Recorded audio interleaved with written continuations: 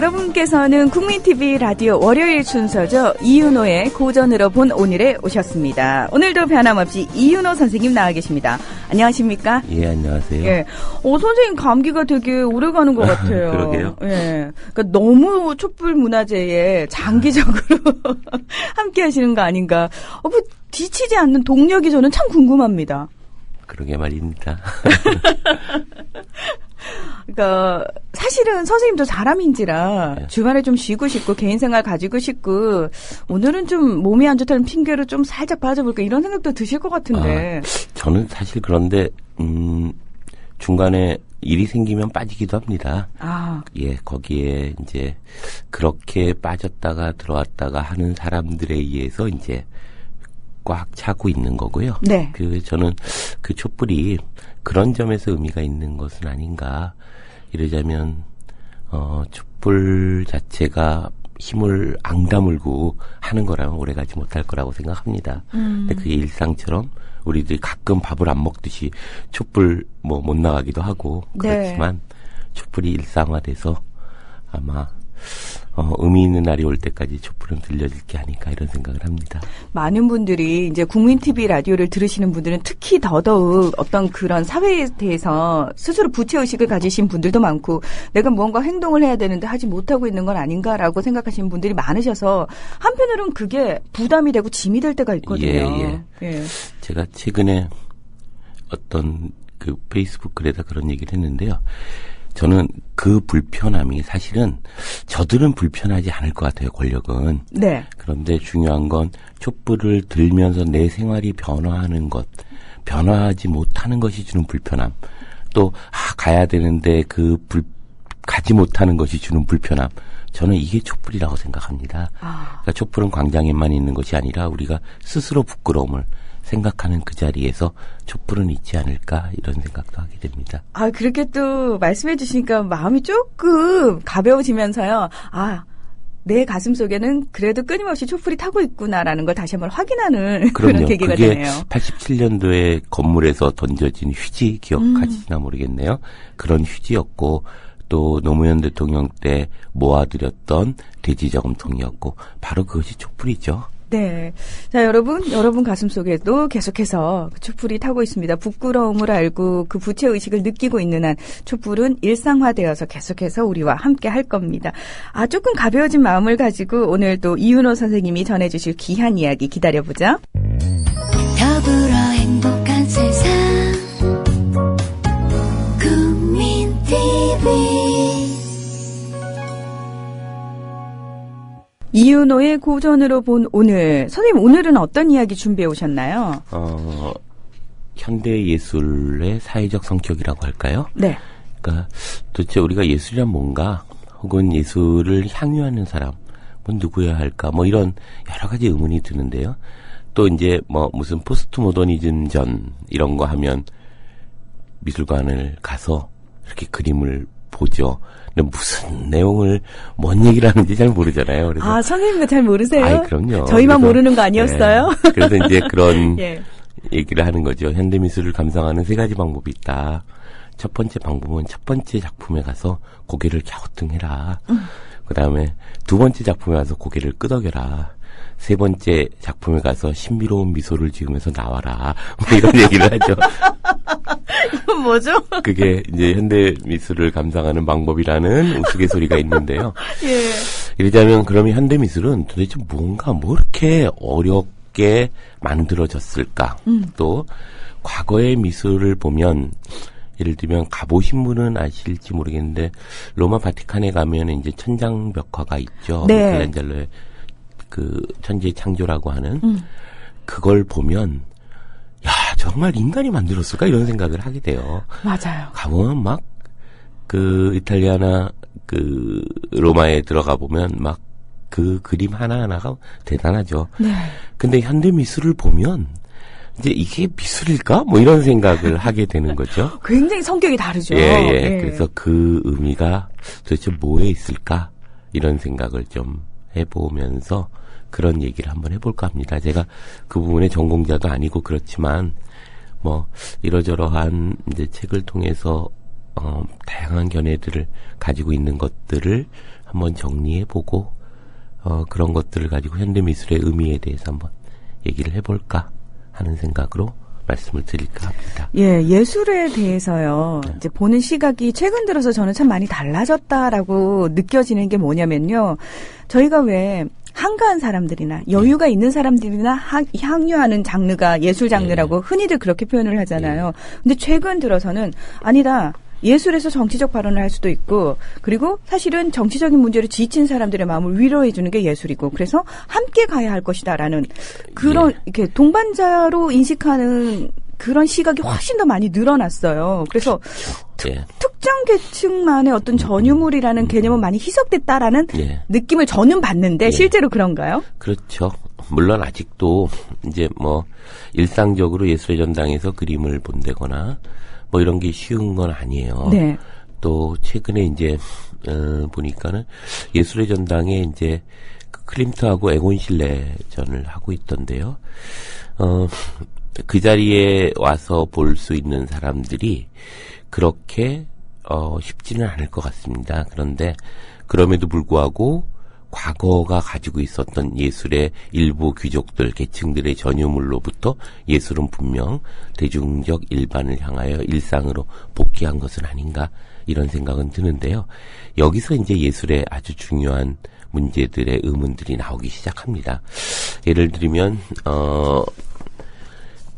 최근은 아니죠. 한 몇 년 전에 그 100년 근대 역사에서 가장 위대한 예술로 뽑혀 있었던 1위가 뭐였냐면 뒷상이라는 사람이 만들었던 병기예요.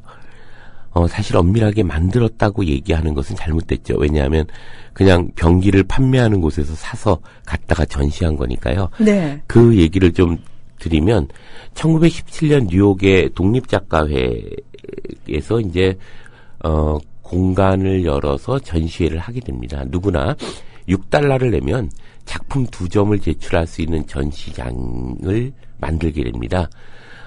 그때 이제 알머시라고 하는 사람이 남성용 소변기가 출품되게 되죠. 제목은 샘입니다. 공중 화장실에서 흔히 볼 수 있는 남성용 소변기를 민망하게도 편편한 면이 바닥에 가도록 이제 뒤집어서 붙여 거꾸로 세운 이 작품을 보고 모두가 하나같이 당혹하게 됩니다. 격조 있는 미술관에 뻐젓이 나타난 남자 병기. 진열위원들은 처음에는 어떤 망나니를 떠올렸던 거죠. 게다가 그 멋이라는 이름은 뉴욕에 있는 소변기 제조회사인 그 못웍스라고 하는 회사가 있어요. 그것을 약간 패러디한 거겠죠. 그것을 가지고 슬쩍 장난을 친 것이 분명하다고 이제 생각을 합니다. 그래서 샘은 전시되지 못하죠. 구석에 처박히게 됩니다. 네.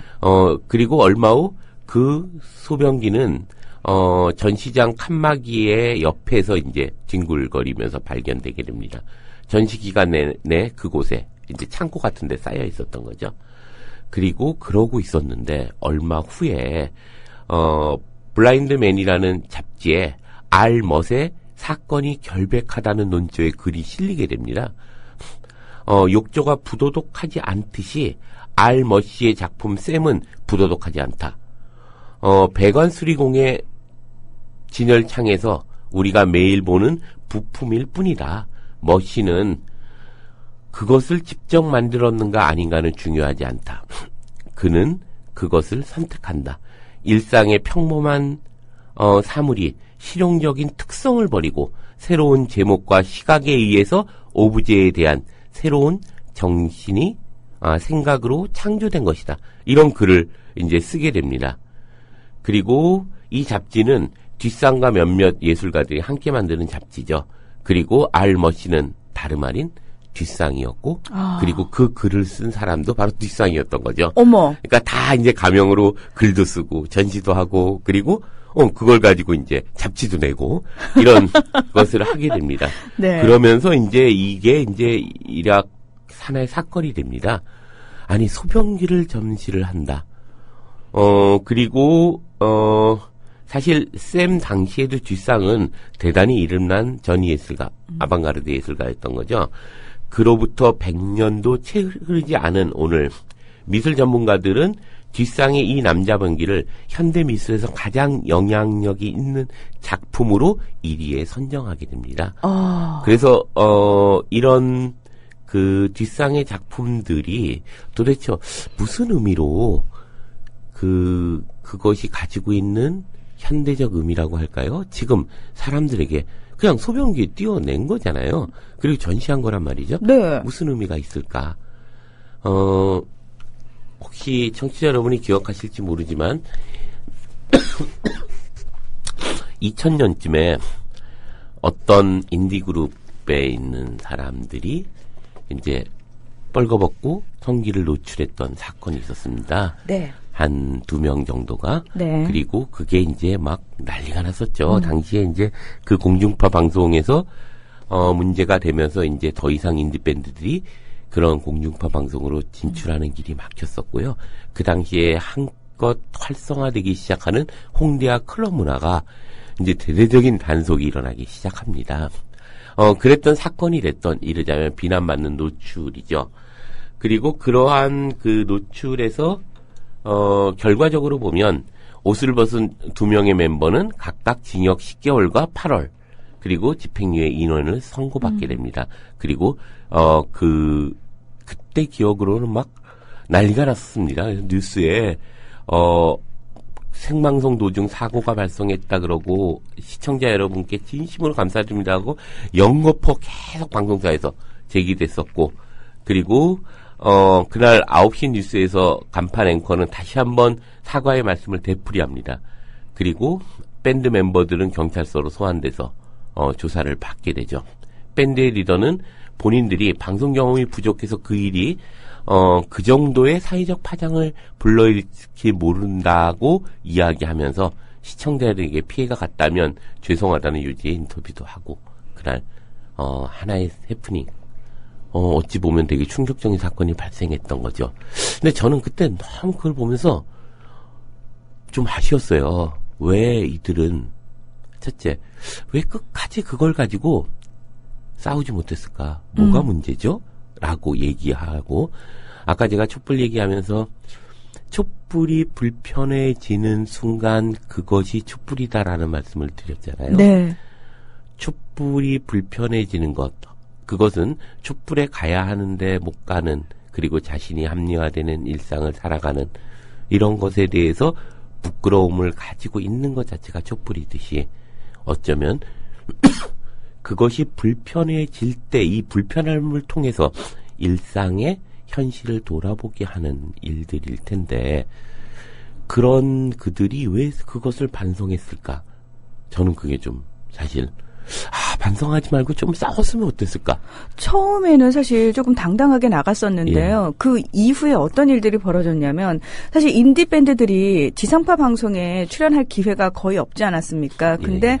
그 음악 프로에서 PD가 마치 선심 쓰듯 그 인디 밴드를 출연시켜 줬는데, 그들의 행위로 인해서 다른 인디 밴드들이 다시 출연할 수 있는 기회 자체가 막혔다라는 시각도 있었고요. 이래서 인디 밴드들, 소위 말해서 검증되지 않은, 그 검증이라는 기준도 참 웃기지만, 검증되지 않은 인디들은 TV에 함부로 출연시키면은 위험하다. 이런 얘기들이 너무 많았죠. 그러니까 그 인디 밴드들이 처음에는 좀 당당했다가 점점 그런 비난들에 직면하면서 좀 견디기 힘들지 않았을까라는 생각이 들었어요. 그러니까 저는 이런 생각을 해본 거죠. 아까 뒤상의 샘과 이 인디밴드들의 노출 사건들을 보면서 그것은 왜 못 받아들여졌을까? 한 사회에. 그리고 결국 100년도 채 안 돼서 그 1917년에 그 사건이 가장 영향력 있는 최고의 작품이라고 뽑혔던, 선정됐던 그 사건과 그 인디밴드의 노출 사건이 불과 몇 년 차이가 안 나요. 그런 예술과 이런 인디 예술의 차이는 뭘까? 이런 생각을 좀 했었는데요. 자, 여기서 이제 그러면 아방가르드 예술들이 가지고 있는 무엇 때문에 그들은 그런 일을 했을까? 저는 이제 그 인디밴드의 그 행위조차도 사실 대단히 전위적 행위, 즉 아방가르드한 행위라고 생각을 합니다. 근데 그들이 어떤 고민 속에서 그것이 그렇게 됐을까? 이런 생각을 하게 되는데요. 예를 들면, 피에로 만조니라고 하는 사람이 있습니다. 그 사람이 이제 이탈리아 작가인데요. 어느 날 전시를 하는데, 깡통에다가 뭘 전시하냐면, 배설물을 전시합니다. 우리로 보면 똥을 전시하는 거죠. 네. 순수한 100% 예술가의 순수한 100% 똥이죠. 그렇게 해서 깡통에다 전시하게 돼요. 네. 도대체 뭘 얘기하려고 그렇게 했을까? 뒷상은 무엇을 얘기하려고 그렇게 했고, 또 팝아트를 포함한 그런 현대 예술들은 무엇을 얘기하려고 했을까? 저는 거기에 두 가지가 있는 것은 아닌가 이런 생각을 합니다. 하나는 어떤 뭐라고 할까요? 예술이 일정하게 향유되는 계층들에 대한 어떤 문제. 예를 들면 예술은 이것이야라고 하는 권위적이고 권력적인 문제죠. 그래서 함부로 너희들은 이걸 감상할 수 없어 라고 하는 것에 대한 어떤 비판의 의미들이 있지 않을까. 두 번째는 예술 그 자체가 갖고 있는 엄숙주의적 태도. 그러니까 이것이 이럴 때 예술이야라고 하는 예술. 그 예술에 대한 비판으로부터 예술? 별거 아니야. 예술은 말이야. 이러고 나서 이제 복사 찍 해서 말 흘리면 이거거든? 이렇게 얘기하는 이것이 아닌가. 또 그 안에는 예술을 그렇다고 생각하고 있는 사람들의 어떤 생각을 무너뜨리는 것. 그리고 예술이 갖고 있는 거대한 자본적 지배. 예를 들면, 그런 거죠. 천장벽화가 판매되지 못할 텐데요. 그죠? 천지창조는 만약 가격으로 친다면 얼마쯤 할까? 또, 루브르 박물관의 최고의 작품은 모나리자잖아요. 네. 모나리자는 가격이 얼마 할까? 모나리자 가격 얼마인 것 같아요? 생각을 안 해봤어요. 예. 아무도 생각 못 합니다. 왜냐하면 한 번도 경매에 나와본 적이 없으니까요. 네. 예. 그거는 무조건 만일 판다면 부르는 게 가격이죠. 그렇죠. 고의 작품들이 보통 수백억을 호가하죠. 예를 들면 고는 너무너무 가난했고, 예, 그렇지만 그 와중에 그림을 그리기 위해서 자기의 귀를 잘라서 예, 그림을 그렸죠. 그 안에서 가지고 있었던 어떤 열정, 그 안에 가지고 있는 그 괴물스러움, 이것을 표현하고 싶었던 거예요. 야성, 이런 것들을. 그런데 그거는 어디도 전시할 수 없잖아요. 흉측해서 어떻게 전시해요. 그런데 그것은 현대에 와서 그의 작품은 그 당시에 그렇게 팔리지 않았던 작품들은 이제 수백억, 고갱의 작품들 400억, 500억 합니다. 사실 고갱은 밥을 먹기 위해서, 술을 마시기 위해서, 또 그가 쾌락을 즐기기 위해서 헐값에 늘 작품들을 쉽게 팔았던 사람이죠. 근데 그렇게 수백억이 되는 그 작품들에 대한 어떤 반성과 비판이 예술가들에서 일어난 거죠. 그래서 이것도 한번 상품으로 전시해 볼래? 이것도 상품이 될까? 이런 겁니다. 내 똥을 한번 가격을 치면 얼마가 될까? 이런 거죠. 병기? 이거는 예술이야? 아니야? 이런 거죠. 와, 예술인의 저항이라고 할 수 있겠네요. 예, 그게 아방가르트죠. 재밌는 건, 예를 들면 이런 거죠. 그걸 전시했을 때, 재밌는 이런 일들이 발생한다는 거예요. 예를 들면, 과거에, 근대 이전의 미술들, 낭만주의, 고전주의, 이런 미술들을 보면, 인상파도 그렇죠. 사람들이 그걸 보면서, 물론 인상파는 조금 다르지만, 인상파 이전까지의 모든 미술들을 보면요, 우와, 대단하다, 이런 생각을 하겠죠. 와, 어떻게 저렇게 그렸지? 이런 거 있잖아요. 또, 이제, 이탈리아에 가서 미켈란젤로의 조각품을 보면요. 네. 와, 이게 정말 인간이 깎은 걸까? 대리석을? 이런 생각을 하게 됩니다. 정말 끊임없이 우와 하면서 다니는 거죠. 예술, 와, 이런 것에 대한 것들이 이제 예술은 이제 와가 아니라 이렇게 되는 거죠. 이게 뭐지? 야, 이게 예술이라면 나도 하겠다. 여기서부터 예술은 시작된다는 겁니다. 그 루브르 박물관의 모나리자 말씀을 하셨는데 제가 거기서 느꼈던 그 묘한 감정이 하나가 있는데요. 루브르 박물관에 정말 많은 작품들이 전시돼 있잖아요. 네. 근데 마치 그 차근차근 그 작품들을 전시된 것들을 구경하는 과정이요. 모나리자를 향해 가는 과정 같았어요. 그래서 가이드도 자 여러분 드디어 그 작품을 보시게 됩니다. 하고 갔더니 정말 많은 사람들이 너무 그 작품을 에워싸고 있어서 뒤에서 까치발을 들고 겨우 볼 수 있는. 근데 제가 느낀 솔직한 심정은 아니 왜 다른 작품도 훌륭한 작품이 많은데 유독 저 작품에만 저렇게 사람들이 그리고 우와 하는 걸 못 느끼는 내가 이상한 건가? 내가 보는 눈이 없는 건가? 이러면서 저 되게 기분이 이상했거든요. 그게 이제 모나리자는 조금은 과잉되게 루브르가 혹은 프랑스 정부가 그것을 이제 만들어내는 부분도 있죠. 그래서 모든 작품들은 가격들이 가능하지만 모나리자만큼은 가격이 없다. 이런 예. 얘기를 할 정도로. 근데 이 근대 이전의 미술들을 보면 그 미술 자체가 정말 전문가에 의해서 만들어진 아주 엄청난 그러기에 권력이고 그러기에 그것이 자본이고 그것이 그러기에 저 높은 곳에 있는 것이죠. 아방가르드 예술가들에게 예술이라고 하는 것은 일상으로 복귀시켜야 한다는 겁니다. 그래서 누구나 그걸 예술을 보는 순간 야 이건 무슨 예술이라 그래 나도 이런 거 만들겠다 할 때 예술의 진정한 의미가 있고 그럴 때 진정한 예술적 상상력이 있다고 보는 거죠. 그래서 그러한 것으로서의 어떤 예술의 어떤 필요성 이런 것들이 이제 요구되고 있고 그런 과정에서 이제 아방가르드 전위 예술가들의 나름의 노력들이 존재하는 것은 아닌가 이런 생각을 합니다. 저 선생님 말씀 듣다가 재미있는 비유가 하나 생각이 났는데요.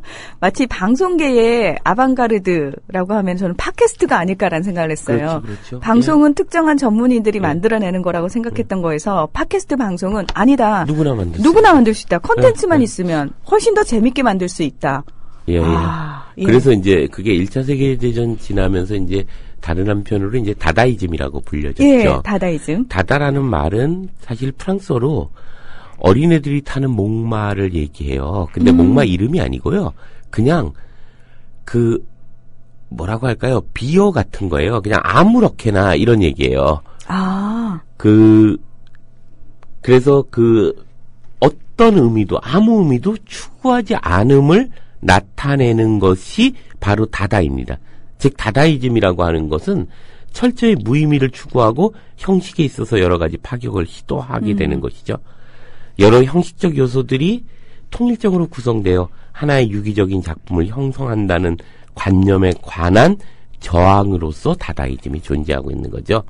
그래서 단순히 오브제를 선택해서 작품화하거나 여러 가지 잡동사니들을 모아놓은 콜라주 기법이라던가 또 쌤처럼 갖다가 그냥 놓고 그것에 개념을 부여하는 것 이런 모든 것들이 이제 다다이즘의 의미고요. 그런 점에서 한마디로 다다는 반대라는 안티라고 하는 의미들을 이미 가지고 있고 그래서 그들은 반종교, 반도덕, 반자연 그리고 반예술까지를 규정하게 됩니다. 그래서 예술이 반예술을 통해서 대중들의 의심을 사는 그 자리에서 의미 있는 창조적 생각은 만들어진다라고 보는 거죠. 그게 예술의 의미로서 의미 지어지고 있다고 생각을 합니다. 그래서 이제 아도르노 같은 사람은 그런 얘기를 하죠. 그 예술의 자율성이란 말이 한계에도 불구하고 여전히 사회적으로 어떤 필수적인 것이 됩니다. 그래서 자본주의 체계를 보다 원활히 확장하고 유지하기 위해서 고민하는 경제랄까 그리고 또 그러한 인재를 길러내는 교육이라던가 이 가운데 사실상 어떤 것도 자유롭지 못하다는 거예요. 세상으로부터. 그러나 상대적으로 보다 자유롭고 근원적인 비판의 목소리가 나올 수 있는 것은 예술이라는 거죠. 사회로부터 가장 자유로운 것. 그러기에 그 예술은 적어도 예술이 갖고 있는 자율성의 가치를 가져야 한다고 주장하는 겁니다. 그래서 그게 없다면 이 사회는 결코 숨을 쉴 수 없다는 거죠. 그리고 아도르노에 따르면 그래서 예술은 사회로부터 자유로움으로써 사회와 더욱 철저히 관계 맺고 있는 것이고 그것이 바로 예술의 존재 이유라고 말을 합니다. 그는 바로 예술이 촉발하는 사회적 반성과 네. 그 비판의 계기를 철저히 옹호하는 것으로서의 의미들은 아닐까 이런 생각도 하게 됩니다. 그래서 이런 예술의 자율성의 의미들이 아주 중요시 제기되면서 새로운 뭐라고 할까요? 아방가르드 예술이라고 하는 새로운 개념들이 만들어졌고 이것이 이제 20세기를 규정하는 아주 중요한 모더니즘적 어떤 의미들이 되지 않았을까 이런 생각을 하게 됩니다. 1917년에 쌤은 인정을 받았지만 시간이 지나서 한국 사회에서 그 인디밴드는 왜 인정을 받지 못했을까라는 의문을 제기하셨는데 저는 지금까지 쭉 선생님 말씀을 들으면서 예술의 자율성은 그 사회의 자율성과 밀접하게 연관이 돼 있구나라는 생각을 들었어요. 그러니까 다시 말해서 거기는 다른 나라였고 여기는 한국이기 때문이 아닐까. 그만큼 우리가 경직된 사회에 살고 있구나. 자율성이 없는 사회에 살고 있구나. 예, 그런 생각이 들었습니다. 더불어 행복한 세상 국민TV 여러분께서는 국민TV 라디오 이윤호의 고전으로 본 오늘 함께하고 계십니다. 선생님 이번에는 어떤 이야기 해주실 건가요? 그 얘기의 연장 속에서 이야기를 좀 하면요. 네. 이런 거죠. 아까 그 문희정 아나운서가 사회에 따라서 예술은 달라진다. 이런 얘기를 했는데요. 뒤집어 놓고 보면 그래서 예술은 그 사회의 경직성을 변화시키는 것이기도 하다고 생각합니다. 네. 이러자면 우리가 잘 알 수 없는 것, 그리고 잘 이해 안 되는 것, 그리고 저건 뭐지? 좀 심하다, 괴팍하다, 좀 등등의 어떤 문제들, 또 홍대 앞에 있는 수많은 인디밴드들, 이런 모습들을 포함한 예술적 실험들은 그래서 그 사회가 갖고 있는 이것만이야라고 하는 그 어떤 권력적인 것에 대해서 어떤 문제를 제기하고 거기에 대한 반성과 비판을 조직한다는 것에 의미가 있다고 생각합니다. 결국 예술의 쓰임새라는 건 그런 거잖아요. 그 세상에 대한 어떤 상상력을 만들어내게 하고 그를 통해서 적어도 사회와 대화하게 하는 것이 예술의 어떤 기능이라고 생각합니다. 그런 점에서 보면 그런 어떤 전위예술, 아방가르드 예술이 갖고 있는 분명한 의미들이 있다고 생각합니다. 이게 뭐지? 라고 하는 그 순간에서부터 예술은 만들어진다는 거죠. 근데 이런 문제들이 또한 있죠. 우리가 역설적으로 보면 얼마 전에 이런 사건이 있었습니다. 물론 몇 년 된 사건인데요. 어떤 여대에 이제 어떤 고물상들이 들어가 보는데 들어가 보니까 뭐 엄청난 고물이 버려져 있는 거예요. 쇠가. 네. 야, 이거 대단하다 그러고 실으려고 하는데 트럭에다가 너무 커서 실을 수가 없어서 용접기를 가지고 쫙 다 잘라가지고 이제 하나를 싣고 나왔어요. 네. 그리고 다음날 이제 친구한테 야, 거기 가니까 고물이 죽이는 게 있더라. 정말 크고 야, 내일 가자. 그래서 용접기 준비해가지고 이제 좀 더 큰 트럭을 가지고 가가지고 쫙 잘라가지고 쫙 나오다가 잡혔어요. 학생들에게. 예술학과 학생들한테. 엄청난 이제 작품인 거죠. 결국 그 조형미술 작품을 고철덩어리로 잘못 알고 고물상아 팔아넘긴 혐의로 인부 조모 씨 등 2명이 구속되게 됩니다. 조모 씨는 11일 그 오후 6시쯤 뭐 이러면서 얘기가 나오는 기사에 나오는 얘기인데요. 어떤 여대 그 운동장에서 철제 조각품 5점 그 학교 측은 시가 3천만 원 정도 한다고 규정하는데요. 그걸 타이탄 트럭에 싣고 나가 인근 고물상에 21,500원을 주고 팔았습니다. 3천만 원짜리를.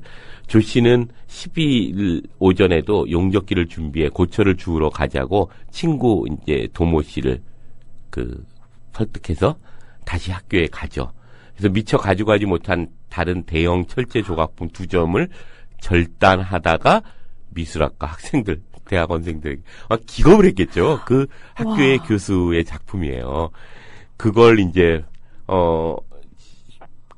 막 용접기로 막 자르는 걸 보면서 막 끔찍한 거죠. 저는 지금 얘기만 들었는데도 소름이 쫙 돋는데요. 예. 그래서 이제 이 조 씨의 얘기가 재밌어요. 뭐냐면 학교 치기 귀찮아. 처리하지 않은 줄 알았다고. 그러면서 그래서 우리가 가가지고 가져오면 학교도 좋고 우리도 좋은 거 아니냐 이러고 이제 가져옵니다. 고철 덩어리가 미술 작품이라니 정말 믿을 수가 없다 이런 얘기를 합니다. 그래서 그 훼손된 조각품들은 이 학교 예술대 미술학과의 김모 교수의 작품이고 그 김 교수는 다음 달 김포의 야외 작업실로 옮기려던 차에 이러한 일이 발생했다고 얘기를 합니다.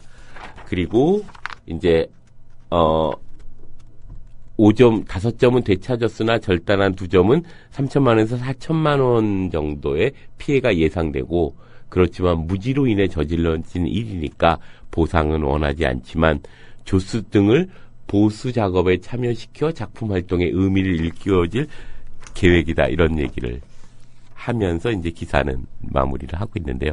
여기서 우린 재밌는 것들을 하나 발견합니다. 뭐냐면 현대 예술은 바로 무슨 고철덩이가 예술이야. 그러고 용접기로 쓸어가는 그 상황에 예술이 있는 거죠. 그러니까 예술이라고 하는 거, 이게 예술이네? 라고 보는데 예술이 있는 게 아니라 그걸 빈정대고 그것을 부시는데 예술이 있어요. 그러니까 아방가르드 예술은 필연적으로 스스로를 파괴시키는 것을 자기의 정체성으로 하고 있는 예술이라는 거죠. 그러니까 여기에 이제 그 교수가 그런 얘기 하잖아요.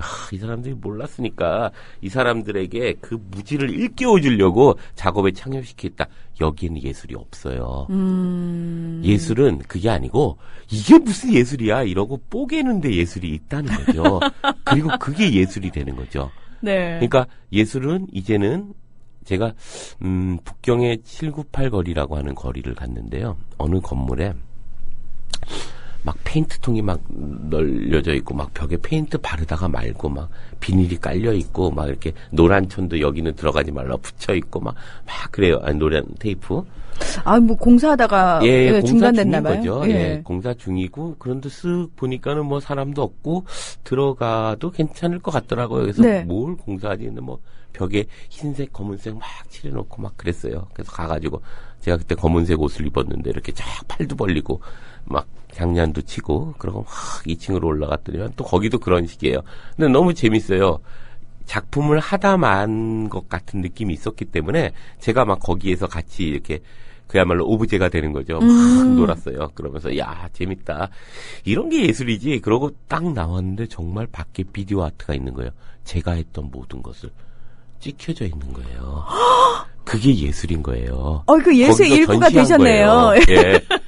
그러니까 뭐냐면 내가 참여하고 있는 그것이 예술로서 전시한 거예요. 네. 그러니까 그걸 보면서 제가 중국의 그 작가들의 그 정말 위대한 상상력을 제가 깨달은 거죠. 그러니까 저는 이런 게 예술이지. 뭐 예술이 뭐 벽에 전시한 게 그게 무슨 예술이야. 뭐 우리식으로 뭐 씨발 것들 뭐 이러고 딱 나왔겠죠. 그래서 1, 2, 3층을 막 돌면서 놀고 그래서 얼마나 재밌었겠어요. 표정이 얼마나 밝았을 것이며 그 과정에서 얼마나 익살스럽게 놀고 있었겠어요. 근데 그게 비디오로 찍어서 그게 비디오 아트였던 거죠. 와. 저는 이게 현대예술의 어떤 특징이라고 보는데요. 예술이 아닌 것을 예술로, 예술인 것을 예술이 아닌 것으로 만들어내는 이 자리에 예술은 존재합니다. 그런데 그런 점에서 보면 두 가지 의미들에 대해서 우리가 한 번쯤 생각해 봐야 된다고 생각합니다. 하나는 아까 얘기했던 그 교수가 얘기하는 그렇게 출발하는 현대 예술이 이제는 또다시 닫혀지고 갇혀지고 그래서 권위적이고 자본의 가격으로 규정되는 예술이 되고 있는 것에 대해서 우리는 다시 한번 생각해 봐야 합니다. 그래서 두 번째, 그래서 그것이 이제 대중들이 즐기지 못하는 멀게 있는 그것으로 존재할 때 우리는 봐야 합니다. 즉 낯설게 하기가 아방가르드의 핵심이라고 생각을 해요. 그래서 낯설게 하게 함으로써 이 낯선 것을 통해서 사람들에게 어떤 생각을 부여합니다.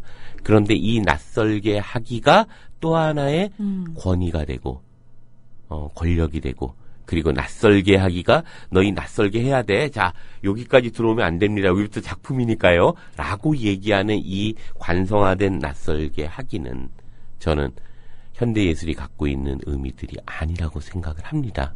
그런 점에서 아방가르드 예술은 필연적으로 자신을 실패할 수밖에 없는 것으로 자기를 규정해요.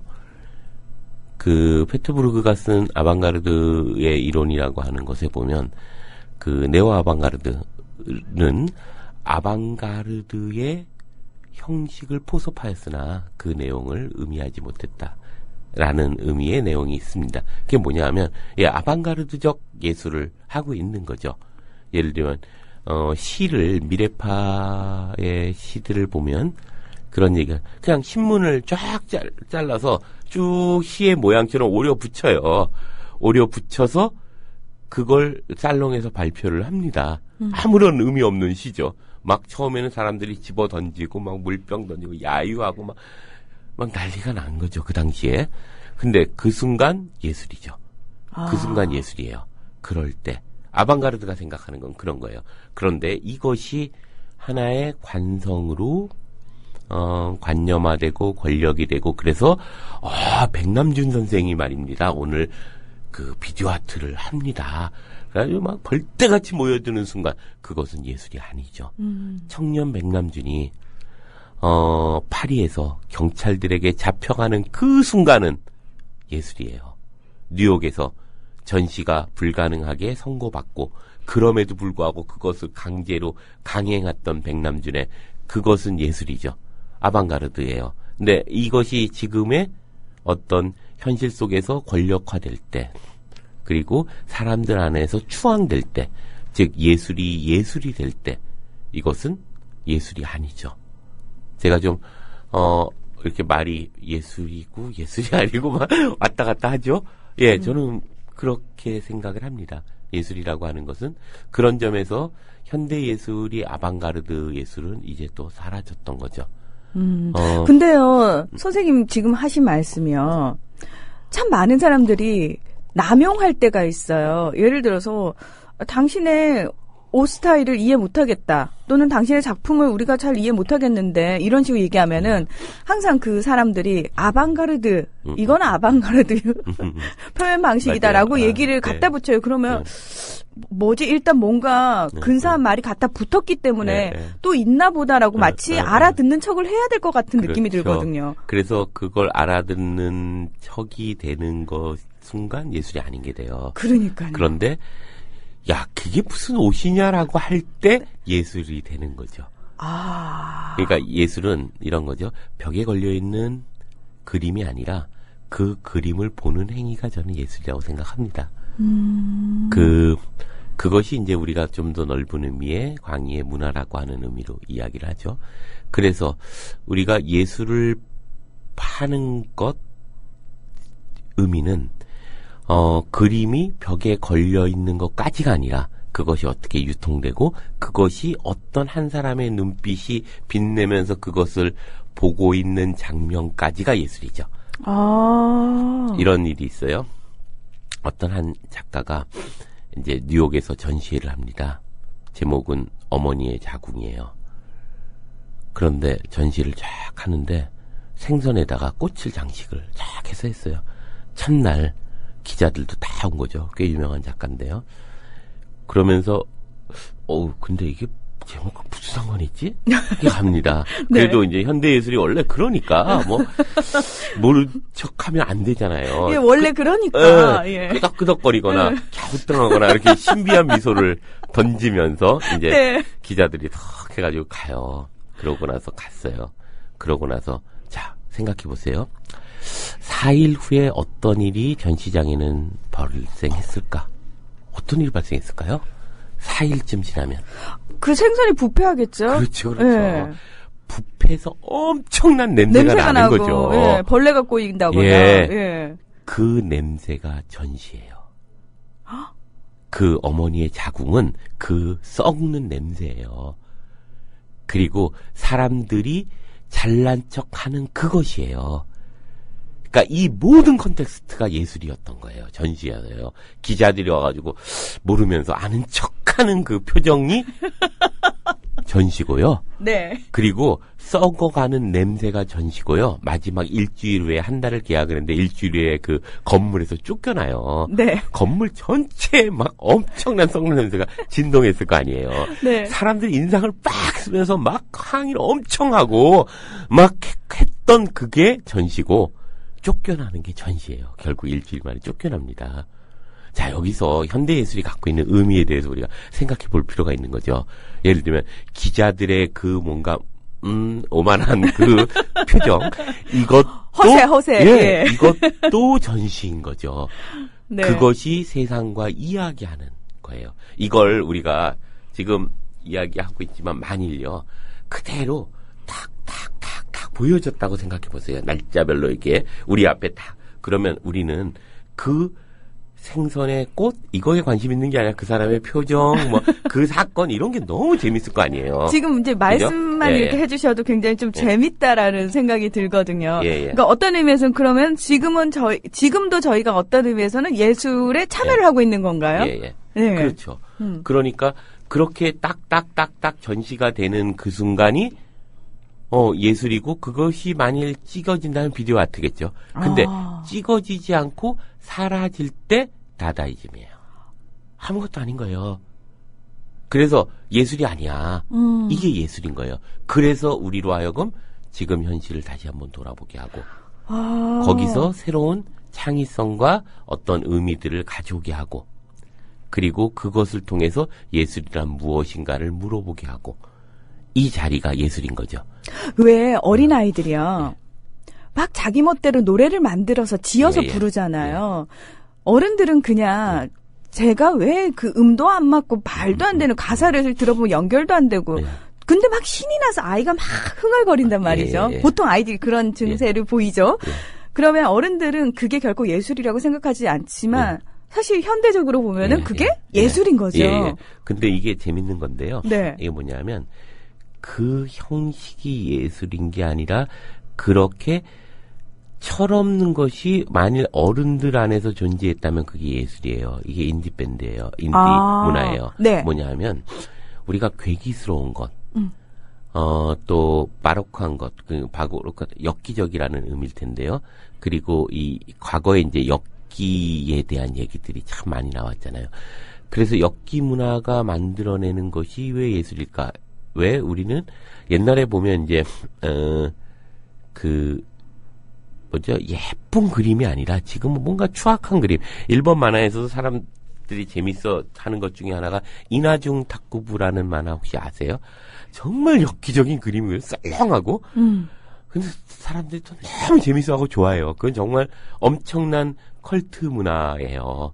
근데 왜 이걸 좋아할까라고 하면 거기에 바로 이것이 있다는 거죠. 예를 들면 애들의 예술이 애들의 그림이야 하는 순간 이건 예술이 아니에요. 그런데 이게 어른들에게 낯설게 하고 이게 무슨 예술이야 라고 하는 것으로 존재하는 예술이 될 때 이건 예술이죠. 이 예술의 의미들이 바로 세상에 낯설게 함으로써 세상과 대화하게 하는 것이고 그래서 객체, 대상으로서 존재하는 사람들을 주체로 만들어내는 것이 예술의 의미라고 한다면 예를 들면 아이들이 그림을 그려서 보여줄 때는 이런 거잖아요. 애들이 그렇지 뭐 이렇게 되잖아요. 네. 그게 아니라 어른이 만일 그런 그림을 그리고 그렸다. 예술가라고 한다면 네. 야 이게 무슨 예술가냐라고 해서 객관적으로 보던 사람이 다가와서 주체적인 것으로 보게 되잖아요. 이럴 때 예술은 있는 거죠. 그 미묘한 차이가 있네요. 그러니까 형식의 문제가 아니고 저는 그것이 가지고 있는 바로 그것. 그래서 예술이 무엇인가 내가 예술가의 천재적인 작가의 피와 땀을 통해서 만들어내는 것이 아니라 의미 없음을 통해서 어린애들의 목마처럼 의미 없는 것들을 통해서 사람들에게 던져냄으로써 두 가지. 하나는 그러한 권위를 푸시고 그리고 낯설게 하고 그리고 자본으로부터 자유롭게 함으로써 그것이 새로운 생각을 만들어내게끔 할 때 거기서 저는 예술의 의미들이 있는 것이 아닌가 이런 생각을 하게 되거든요. 그러니까 그런 점에서 이제 포스트 모던이라고 하는 것이 저는 무슨 장르, 예를 들면 뭐 낭만주의, 무슨 고전주의, 뭐 인상주의 이런 식의 어떤 것이 아니고 그 경향이 아니고 어쩌면 이 그림이라고 하는 것이 갖는 다른 의미들이라고 봅니다. 고전주의도 예술일 수 있어요. 네. 고전주의도 포스트 모던 할 수 있다는 거예요. 예를 들면 사랑의 방식이 되게 다양한데요. 과거에는 이런 거죠. 르네상스 작품들이 있을 때는 모두 르네상스 작품만 있었잖아요. 그렇죠. 그러니까 사랑의 방식도 르네상스 시기의 사랑은 르네상스 시기의 사랑만 있었던 거죠.